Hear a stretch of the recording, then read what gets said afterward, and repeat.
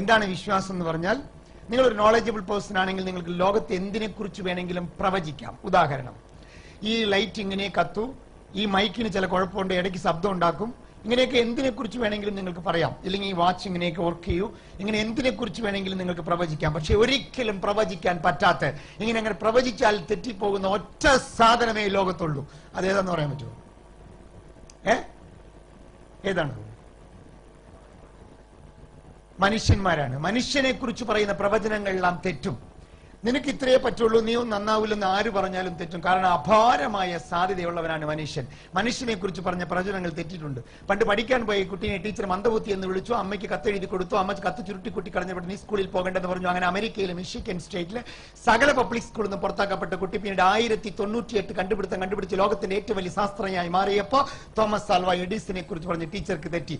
തന്റെ മക്കളിൽ പഠിക്കാൻ മോശമായതുകൊണ്ട് അതിഥികളുടെ മുമ്പിൽ എപ്പോഴും വിഡ്ഡി വിഡ്ഡി വിഡ്ഡി എന്ന് വിളിച്ചിരുന്ന അച്ഛന് തെറ്റി. പിന്നീട് അയാൾ ഇംഗ്ലണ്ട് കണ്ടതിൽ ഏറ്റവും വലിയ പ്രധാനമന്ത്രിയായി മാറിയപ്പോ വിൻസ്റ്റൺ ചർച്ചിലിന്റെ അപ്പന് തെറ്റി.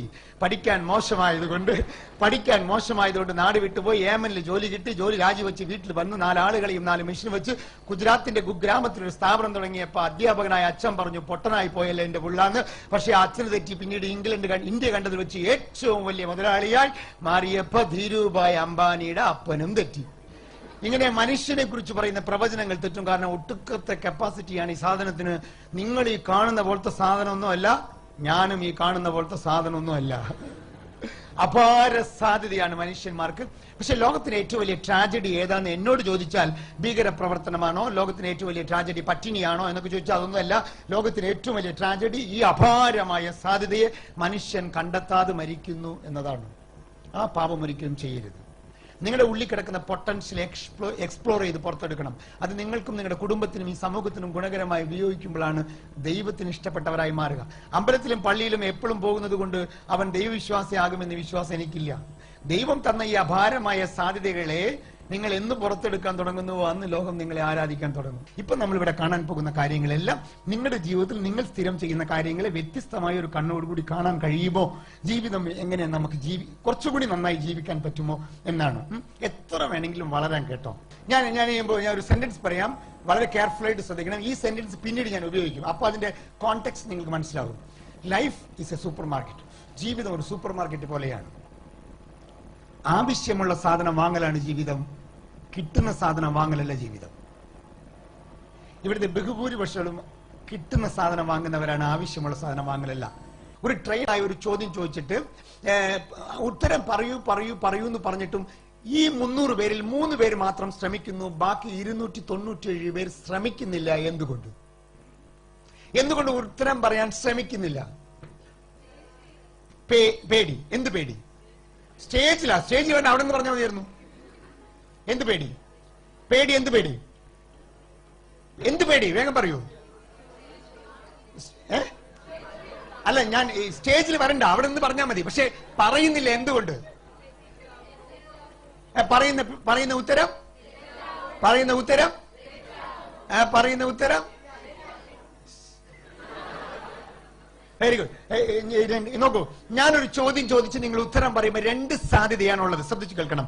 ഞാനൊരു ചോദ്യം ചോദിച്ചിട്ട് നിങ്ങൾ ഉത്തരം പറയുമ്പോൾ 2 സാധ്യതയാണുള്ളത്. സാധ്യത 1 ഉത്തരം ശരിയാവാനുള്ളത്, സാധ്യത 2 ഉത്തരം തെറ്റാവാനുള്ളത്. പക്ഷെ ലോകത്താരും പറയുന്ന ഉത്തരം ശരിയാകുമോ എന്ന് പേടിക്കില്ല. അയ്യോ, പറഞ്ഞ ഉത്തരം ശരിയായ എന്താവും? അപ്പൊ പേടി അതല്ല. പിന്നെ എന്താണ് പേടി? തെറ്റിപ്പോകുമോ എന്ന് പേടി. നോക്കൂ, ലോകത്തെ ഏറ്റവും വൃത്തികെട്ട പേടികളിൽ ഒന്നാണ് തെറ്റുമോ എന്ന പേടി, ഫിയർ ഓഫ് മിസ്റ്റേക്ക്. ആളുകൾ രക്ഷപ്പെടാത്തതിന് 2 കാരണങ്ങൾ പ്രധാനമായി സൈക്കോളജിസ്റ്റുകൾ പറയുന്നു. 1 തെറ്റിപ്പോകുമോ എന്ന പേടി, ഫിയർ ഓഫ് മിസ്റ്റേക്ക്. 2 തോറ്റുപോകുമോ എന്ന പേടി, ഫിയർ ഓഫ് ഫെയിലിയർ. ആളുകൾ എന്താ ഒരു കാര്യം ചെയ്യാത്തത്? പൊളിഞ്ഞാലോ?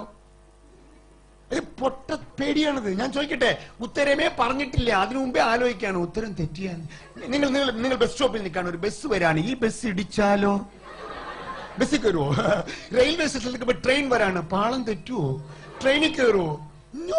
അതേപോലെ ഉത്തരമേ പറഞ്ഞിട്ടില്ല, അതിനു മുമ്പേ ആലോചിക്കാണ് തെറ്റിയാ. എന്തുകൊണ്ട് ഈ നെഗറ്റീവ് വശം കാണുന്നത്, പോസിറ്റീവ് വശം കാണാത്ത എന്തുകൊണ്ടാണ്? ഇന്ന് വരെ ലോകത്ത് പരാജയപ്പെടാതെ തെറ്റാതെ വിജയിച്ച ഒരാളുടെ പേര് പറയൂ. നിങ്ങൾ പറയുന്ന ഉത്തരം ശരിയാണെങ്കിൽ എന്നെ ട്രെയിനിങ് പ്രൊഫഷൻ ഇവിടെ വെച്ച് അവസാനിപ്പിക്കാം. ചരിത്രത്തിൽ ഉണ്ടാവില്ല. ഞാനൊക്കെ ഒരുപാട് മിസ്റ്റേക്ക് ചെയ്ത ആളാണ്, ഒരുപാട് മിസ്റ്റേക്ക് ചെയ്തുകൊണ്ടിരിക്കുന്ന ആളാണ്. ജീവിതത്തിൽ ഒരുപാട് ഇടങ്ങളിൽ ഞാൻ പരാജയപ്പെട്ടിട്ടുമുണ്ട്. കേരളത്തിലെ ഏറ്റവും വലിയ ശാപം എന്തെന്ന് ചോദിച്ചാൽ, കേരളത്തിന് വളരെ മഹത്തരമായ ഒരു സംസ്ഥാനം എന്ന് പറയുമെങ്കിലും ചില കാര്യങ്ങൾ എനിക്ക് വളരെ പരിഭവമുള്ള ആളാണ്. രാഷ്ട്രീയ പ്രഭുത്വതയിൽ മുൻപന്തിയിൽ നിൽക്കുന്ന കേരളം, വിദ്യാഭ്യാസ മേഖലയിൽ മുൻപന്തിയിൽ നിൽക്കുന്ന കേരളം, ആരോഗ്യ മേഖലയിൽ മുൻപന്തിയിൽ നിൽക്കുന്ന കേരളം എന്നൊക്കെ അവകാശപ്പെടാമെങ്കിലും നമുക്ക് ദാരുണമായ ഒരുപാട് പ്രശ്നങ്ങളുണ്ട് എന്ന് നിങ്ങൾ മനസ്സിലാക്കണം. ലോകത്ത് ഇന്ത്യയിൽ ഇത്രയും ആത്മഹത്യ ചെയ്ത ജനതയുള്ള ഒരു സംസ്ഥാനമില്ല എന്നതാണ് ഏറ്റവും വേദനാജനകമായ. മൃഗങ്ങൾക്കുള്ള ബോധം പോലും ഇല്ലാത്ത ജനത എന്നാണ് ഞാൻ പറയാ. മൃഗങ്ങൾക്ക് ബോധമില്ലാത്ത. മെയ് മാസം 15 തീയതി വരുമ്പോ പേടിയാ നമുക്ക്. SLC റിസൾട്ട് വരും, 3-4 കുട്ടികൾ ആത്മഹത്യ ചെയ്യും. പേടിയാണ് റിസൾട്ട് വരരുതെന്ന്. ഒരു പരീക്ഷ നോക്കുന്നത് കൊണ്ട് ആത്മഹത്യ ചെയ്യാനുള്ളതാണോ ജീവിതം? മൃഗങ്ങൾക്കുള്ള ബോധം വേണ്ടേ? ഒരു മുയൽ ഓടി, പിന്നീട് ഒരു പുലി ഓടിച്ചു, കിട്ടിയില്ലെങ്കിൽ പുലി എന്ത് ചെയ്യും? രണ്ടാമത് ഓടിക്കും. കിട്ടിയില്ലെങ്കിൽ പുലി മൂന്നാമത് ഓടിക്കും. കിട്ടിയില്ലെങ്കിൽ പുലി നാലാമത് ഓടിക്കും. കിട്ടിയില്ലെങ്കിൽ പുലി 5ാമത് ഓടിക്കും. എന്നിട്ടും കിട്ടിയില്ലെങ്കിൽ പുലി 6ാമത് ഓടിക്കും. ഇന്ന് വരെ ഒരു പുലിയും ഫാനിൽ കയറി കെട്ടി തൂങ്ങി മരിച്ചിട്ടില്ല. മലയാളി മരിക്കും, മലയാളി മരിക്കും. ആത്മഹത്യ ചെയ്യാനുള്ളതാണ് ജീവിതം. ജീവിതം പൊരുതാനുള്ളതല്ലേ? ജീവിതം പൊരുതാനുള്ളതല്ലേ? ജീവിതം ഒരു പൊരുതാനുള്ളത്. ലോകത്തെ വലിയ വലിയ ആളുകൾ നമ്മളിൽ 3 വയസ്സിൽ പോളിയോ ബാധിച്ച പെൺകുട്ടീനെ അമ്മ കയ്യിൽ പൊക്കിക്കൊണ്ടുപോയി ഡോക്ടറോട് ചോദിക്കുകയാണ്, എന്റെ മകൾ പോളിയോ ബാധിച്ച് തളർന്നുപോയി, അവളെ ഒന്ന് രക്ഷപ്പെടുത്തി തരണമെന്ന് നോക്കുമ്പോൾ ഡോക്ടർ പരിശോധിച്ചിട്ട് പറയാണ്, ഈ കുട്ടി ഒരിക്കലും നടക്കില്ലെന്ന്. അങ്ങനെ വീട്ടിൽ കൊണ്ടുപോയി ഇട്ട കുട്ടി 9ാമത്തെ വയസ്സിൽ അമ്മയോട് പറയണ, എനിക്ക് നടക്കണം, കോല് വെട്ടിത്താ എന്ന്. അമ്മ പറയാണ്, നടക്കാൻ പറ്റാത്ത നീ എങ്ങനെ നടക്കുമെന്ന് ചോദിക്കുന്ന അമ്മയോട് കോല് വെട്ടിത്താ നടക്കട്ടെ എന്ന് വാശി പിടിക്കുന്ന പെൺകുട്ടിക്ക് കോല് വെട്ടി കൊടുക്കുന്ന അമ്മ കുത്തി കുത്തി താഴെ വീണ് എണീറ്റ് പോകുന്ന കുട്ടി 13ാമത്തെ വയസ്സായപ്പോ അമ്മയോട് പറയുന്ന, എനിക്കൊന്ന് ഓടണം, എന്നെ കോട്ടക്കളത്തിൽ കൊണ്ടുപോയി നിർത്ത്. നടക്കാൻ പോലും കഴിയാത്ത നീ എങ്ങനെ ഓടുമെന്ന് ചോദിക്കുന്ന അമ്മയോട് എന്നെ കൊണ്ടുപോയി നിർത്ത് എന്ന് വാശി പിടിക്കുന്ന പെൺകുട്ടിനെ ഓട്ടക്കളത്തിൽ കൊണ്ടുപോയി നിർത്തി. അമ്മ ചോദിക്കുകയാണ്, മോളെ, കയ്യിനും കാലിനും സ്വാധീനമുള്ള കുട്ടികളുടെ കൂടെ ഓടുമ്പോൾ നീ പരാജയപ്പെടും, നാണം കേട് സഹിക്കേണ്ടി വരുമെന്ന് പറയുന്ന അമ്മയോട്, അമ്മേ, കാണികളുടെ കൂട്ടത്തിൽ കാത്തിരിക്കുക, ശരീരം മാത്രമേ തളർന്നിട്ടുള്ളൂ, മനസ്സ് തളർന്നിട്ടില്ല, എന്റെ വിജയം കാണാൻ വേണ്ടി കാത്തിരിക്കുന്നു പറഞ്ഞു വിട്ടിട്ട് ഓടാൻ നിൽക്കുന്ന പെൺകുട്ടി. വയ്ക്കുന്ന ചുവടുകളെല്ലാം വീണ് വീണ് എണീറ്റ് പോകുന്ന പെൺകുട്ടിയെ കണ്ട് 2000 കൊണികളുടെ കണ്ണീരൊലിപ്പിച്ചിരിക്കുന്ന അമ്മ 100 മീറ്റർ ഓട്ടം കഴിഞ്ഞ് പരാജയത്തെ ചുവയിൽ വീണെടുക്കുന്ന പെൺകൊച്ചിനെ പൊക്കിയെടുത്ത് 22 മക്കൾക്ക് മുലപ്പാൽ കൊടുത്ത് മാറിനോട് ചേർത്ത് കിടത്തിക്കൊണ്ട് ആ അമ്മ ചോദിക്കുന്ന ഒരു ചോദ്യമുണ്ട്, എന്ത് മകളെ ഈ നാണം കേട് സഹിക്കണമെന്ന് ചോദിക്കുമ്പോൾ സ്വാധീനം കുറഞ്ഞ് വലത് കൈയെടുത്ത് അമ്മയുടെ കണ്ണീരൊപ്പിക്കൊണ്ട് ഈ മകൾ പറയുന്നു, അമ്മേ, ഒരിക്കൽ കാത്തിരിക്കണം, ഈ ലോകം മുഴുവനും കാത്തിരിക്കും എന്റെ ഓട്ടം കാണാൻ വേണ്ടി, ഞാൻ അങ്ങനെ ഒരു വലിയ ഓട്ടക്കാരിയാകുമെന്ന് പറയുന്ന ആ പെൺകുട്ടിയുടെ വാക്കുകൾ വിടുവാക്കുകളായിരുന്നില്ല. 1960 ഒളിമ്പിക് ചരിത്രം എടുത്ത് പരിശോധിക്കണം.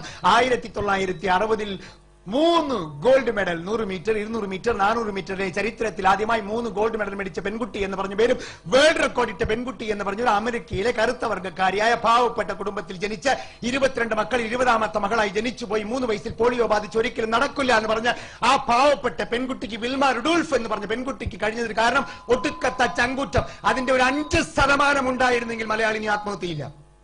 ജീവിതം പൊരുതാനുള്ളതാണ്. ജീവിതം ഇങ്ങനെ നേടിക്കൊണ്ടുപോകാനുള്ളതാണ്, അല്ലാണ്ട് തോറ്റു മരിക്കാനുള്ള ജീവിതമല്ല എന്നതാണ്. ദൈവം തന്ന ഏറ്റവും നല്ല ജീവിതം, ഈ ലോകത്ത് കിട്ടിയ ഏറ്റവും വലിയ സംഭാവന, അതിനെ കൊണ്ടുപോയിട്ട് എങ്ങനെ എനിക്കറിയാൻ പാടില്ല. ആത്മഹത്യ എന്റെ വീട്ടിൽ പോലും പോകരുത്, പാപമാണെന്ന് വിശ്വസിക്കുന്ന ഒരാളാണ് ഞാൻ. ജീവിതം അങ്ങനെ പോകേണ്ടവരാണ്. ഈ ലോട്ടറി ടിക്കറ്റ് കിട്ടുന്ന 2 കൈയും 2 കാലും ഇല്ലാതെ ഇങ്ങനെ ഊർന്ന് ടയർ കെട്ടി പോകുന്നവൻ, അവന്റെ വിശ്വാസത്തിൽ കുറച്ചെങ്കിലും വേണ്ടേ വിദ്യാഭ്യാസം കിട്ടിയ നമ്മുടെ കുട്ടികൾക്ക്? അതില്ല എന്നാണ്. നിങ്ങൾ ശ്രദ്ധിക്കണം, നിങ്ങളുടെ വീട്ടിലെ കുട്ടികളെ കണ്ടിട്ടുണ്ടോ? ഒരു 9-10 മാസമായി എനിക്ക് നിൽക്കാൻ നോക്കും, മറിഞ്ഞു വീഴും. 11ാമത്തെ മാസം ആയിട്ട് ചോട് വയ്ക്കും, മറിഞ്ഞു വീഴും, എനിക്കും വീഴും.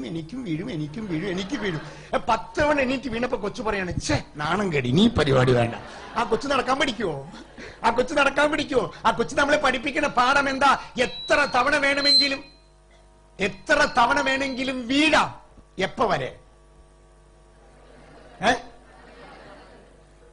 നടക്കുന്നവരെ. ചിലപ്പോൾ ജീവിതത്തിൽ പരാജയങ്ങൾ വന്നേക്കാം, പക്ഷെ ജയിക്കുന്നവരെ പൊരുതണം.